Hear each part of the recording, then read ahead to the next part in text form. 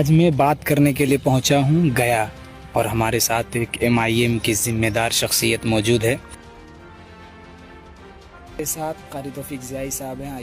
तो आइए सीधा उनसे ही पूछते हैं कि अभी जिस तरह गुलाम रसूल बलियावी साहब पर आवाज़ उठाई जा रही है, लोग उनका बायकाट कर रहे हैं और कहीं ना कहीं लोग कह रहे हैं कि जब इतना सारा जुल्म हो रहा है तो गुलाम रसूल बलियावी साहब JDU से इस्तीफ़ा क्यों नहीं दे रहे हैं या नीतीश कुमार की पार्टी को क्यों नहीं छोड़ रहे हैं। तो आइए सीधा क़ारी साहब से आपकी मुलाकात कराता हूँ।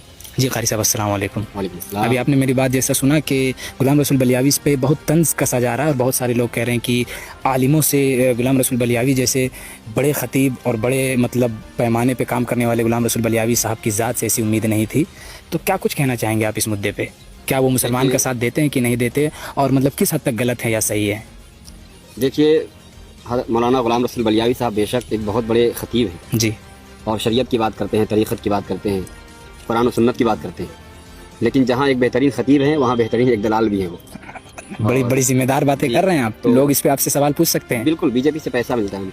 अच्छा, तो पैसे आ रहे हैं तब तो आप ठहरे ना बीजेपी में। अच्छा, देखिए, नीतीश कुमार की पार्टी बीजेपी के साथ मिली हुई है। बीजेपी में रहिए या JDU में रहिए, दोनों पार्टी तो मिली हुई है ना। अच्छा, पार्टी का नाम अलग अलग है, हाँ। काम तो बीजेपी वाला ये हो रहा है। अच्छा, तो आप बीजेपी में रह करके क्या कर रहे हैं यार? कलमे चाट रहे हैं। अच्छा, एक दो ऐसा कुछ मुद्दा बताइए जिसमें बलियावी साहब ने आवाज़ ना उठाया हो, ऐसा कुछ आप बताइए। बताइए, बहुत सारे ऐसे मुद्दे हैं मुसलमानों के लिए। जब 3 तलाक का मुद्दा आया उस वक्त बलियावी साहब कहाँ बिल में घुसे हुए थे। बाद NRC का बिल आया, उसके बाद आपने कितनी एहतजाज की, कितने रोड पे उतरे, कितने लोगों को, जनता को आप रोड पे उतारे।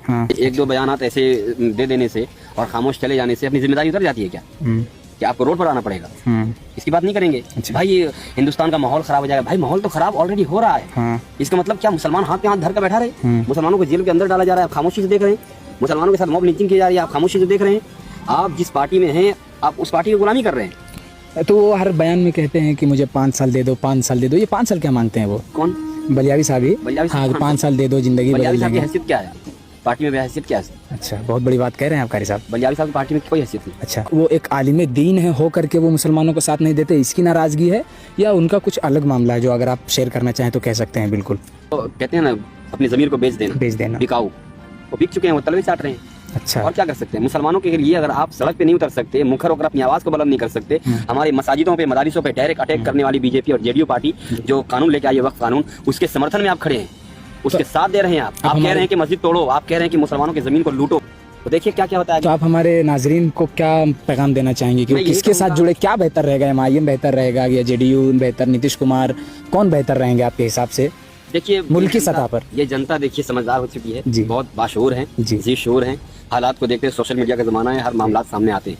मुसलमानों के लिए अपनी ताकत का मुजाहिरा कौन करते हैं? अपने सीने को और सर में कफन बांध कर मैदान में अगर कोई वाहिद शख्स खड़ा है, मुसलमानों के हक की बात करते हैं, हिंदुस्तान के फिजाओं में अगर एक आवाज़ गूंजती है मुसलमानों की आवाज़ों में बुलंदी के लिए, तो उस शख्सियत का नाम, उस ज़ात का नाम बैरिस्टर असदुद्दीन ओवैसी साहब। कहीं ना कहीं मानते हैं कि बलियावी साहब की तकरीर या कोई चीज़ उनकी मुफीद नहीं है उम्मत के लिए, सियासत करते हैं, मतलब आपका ऐसा कहना है बलियावी साहब का? बलियावी साहब अपनी कैरियर को बचाने के लिए, अपने वजूद को बचाने के लिए, सियासत में अपने वजूद को बचाने के लिए, तलवे चाटने के लिए नीतीश कुमार की पार्टी में थोड़ा चलिए क़ारी साहब, आपसे चलते चलते बात करेंगे।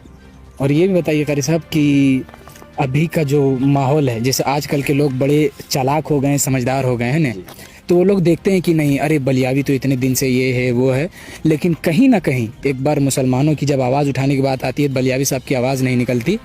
तो आप कुछ अपने तरफ से एक दो ऐसी मिसालें पेश करिए जिससे लोग MIM बलियावी साहब को छोड़ के, JDU को छोड़ के MIM से जुड़ सकें। आप मुल्क हिंदुस्तान के किसी भी सूबे में मॉब लिंचिंग देख लीजिए, मुसलमानों के खिलाफ जो मॉब लिंचिंग होती है, मुसलमानों के ऊपर जुल्म होता है। उत्तर प्रदेश में मुसलमानों के घर तोड़े जाते हैं, उत्तर प्रदेश में कई मसाजिदों को तोड़ा जाता है, JCB चलाई जाती है जी। तो आप हिंदुस्तान में कहीं भी जुल्म देख लीजिए, बोलने वाला कोई नजर ही नहीं आता, सब मैदान छोड़ के भाग चुके हैं। अच्छा, सब कहीं ना कहीं किसी पार्टी में है, तो उनको अगर उनके सरबराह कह दिया कि आप खामोश रहिए, चुप रहिए, तो चुप है, अपनी आवाज़ को बुलंद नहीं कर सकते। अच्छा, और अगर कोई आवाज़ उठाते हैं तो हमारे कायद उठाते हैं। हर तरह के मुद्दे को आप देख लीजिए उठा करके मीडिया में, तो किसी तरह के भी सवाल हो, आप मीडिया में हर तरह का सवाल आप देख सकते हैं, उसका जवाब देख सकते हैं। चलिए क़ारी साहब, बहुत शुक्रिया आपका।